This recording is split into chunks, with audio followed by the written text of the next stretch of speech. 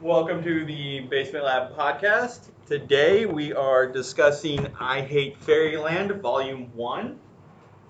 With me today is Russ and Sebastian, I'm Only choking in possibly. silence. I'm choking in silence.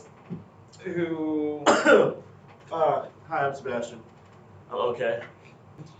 If he goes silent for too long, it's just because we care more about the podcast than we do his well-being. Yep.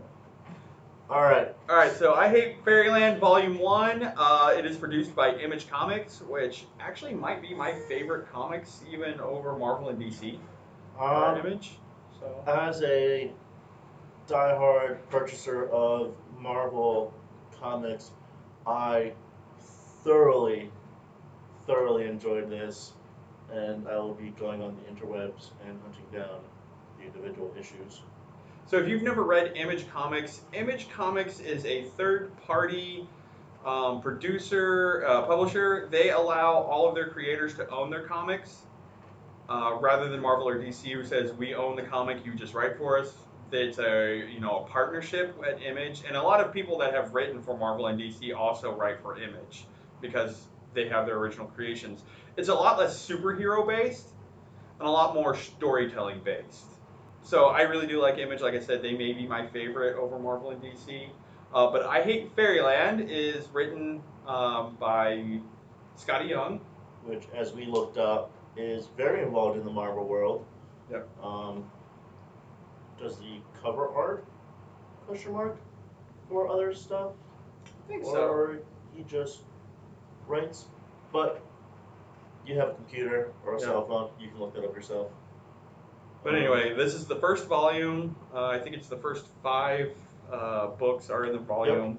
Yep. It is, well, I love it. I think you said it best. It's really reminded me a lot of Deadpool humor. Yeah, the way I describe it to people is it's if you've ever read Rat Queens and Deadpool, it's like Deadpool and one of the Rat Queens had a baby, and then you get I Hate Fairyland. It is over the top. It is so over the top. I think the garishness is what works for it, though. And I use garish not as a negative term, but like it's so over the top that it fits in with the kind of over the top nature of like childhood fantasy and the way it twists that to be dark. It almost has to be over the top. It has to be extreme. Yeah, it definitely follows some of the 80s dark comedy and horror comedy, and that's basically when writers and filmmakers discovered that you could make something so gory that it ends up not being scary, it ends up being funny, and it is so gory that it doesn't get rated the same. So, if you have an arm cut off and a realistic amount of blood, that's an extreme act of violence. You're going to get rated R. If you have an arm cut off and all of a sudden you're spraying 30 gallons of blood everywhere while running around going, it hurts, now you're a comedy and you're rated PG-13. Yeah, think of like Monty Python and the Holy Grail. Yep. I don't think I've ever seen anyone be bothered when the knight gets his arm cut off and says, "'Tis but a scratch." Yeah. So that's I Hate Fairyland. It's very over the top. And what I liked about it the most is the kind of like what happens when a fairy world or a fairy story kind of goes wrong. Yeah. Essentially, the premise of this story is a 6-year-old girl is in her room playing as 6-year-olds do, Imagination Land, whatever. And her name's Gertrude. And she gets kind of like sucked into this hole in her room, and she winds up in Fairyland, and she has to complete this task, as most fairy tale stories go. If you want to go back home. Unfortunately, her fairy tale task is supposed to allegedly take like 2 days or a day or something. Hers winds up taking 40 years. 40 years. So you have this girl that's 40-something years old in a 6-year-old body still. So you have this 6-year-old girl, but she has the mouth and thought process of a 40-year-old, which is a sociopathic 40-year-old because she's not developed normally. She's developed in this fantasy world, and this fantasy world is used to this happening. It's like an every other day occurrence, and they're like, "Oh, we'll help send them on their way. La-di-da-di-da. It's fun for children."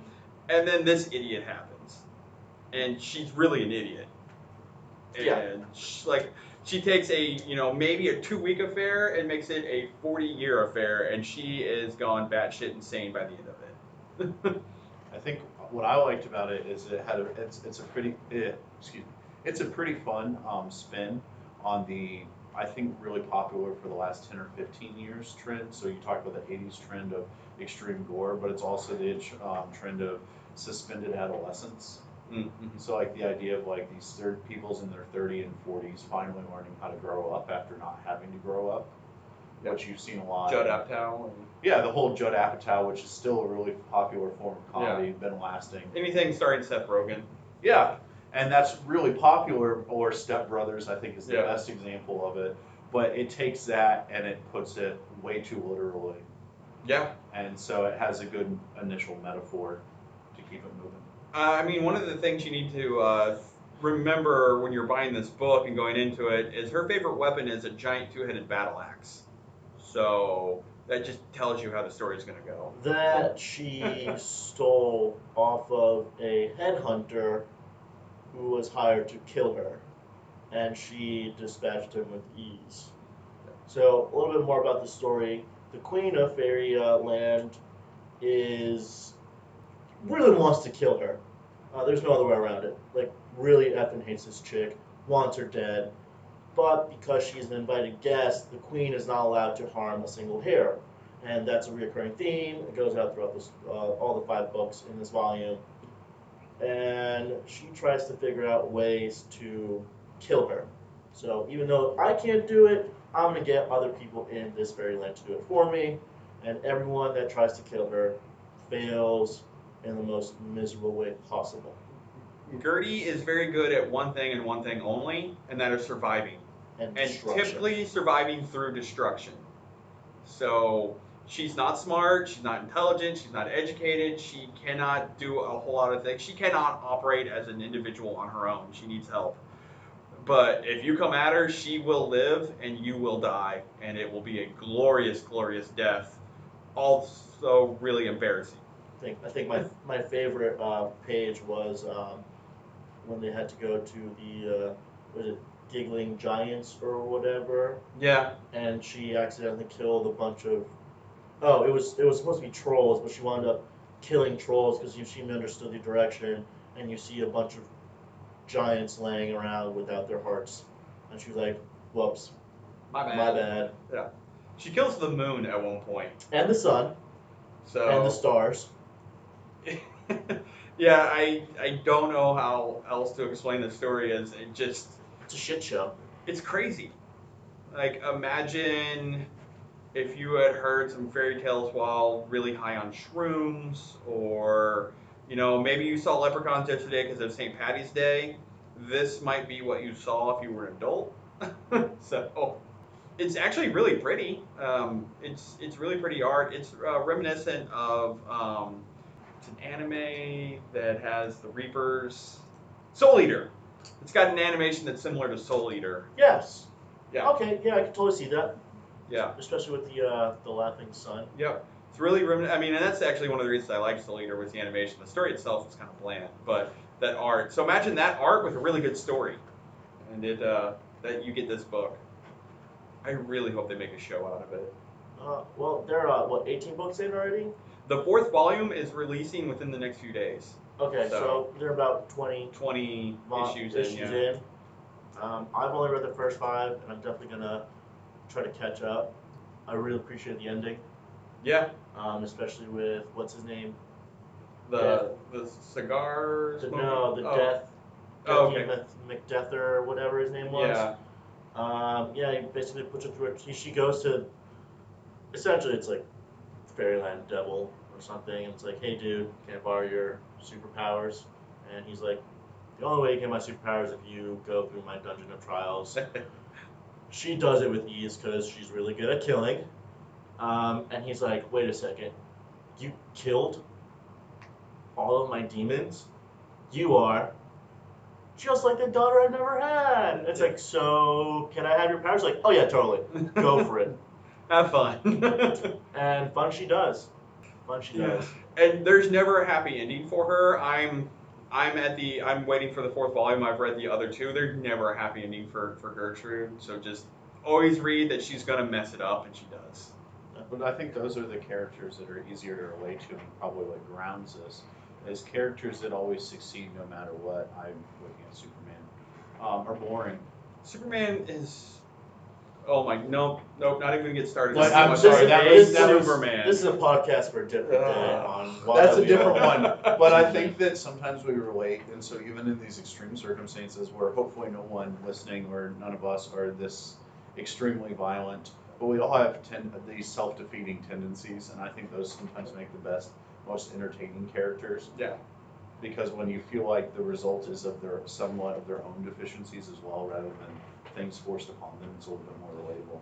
Well, and it's also one of those feel-good stories because she is so inept that you could never be that inept, and you're just like, oh, at least I'm not that bad. But I don't have a skill as good as hers to balance it out. True.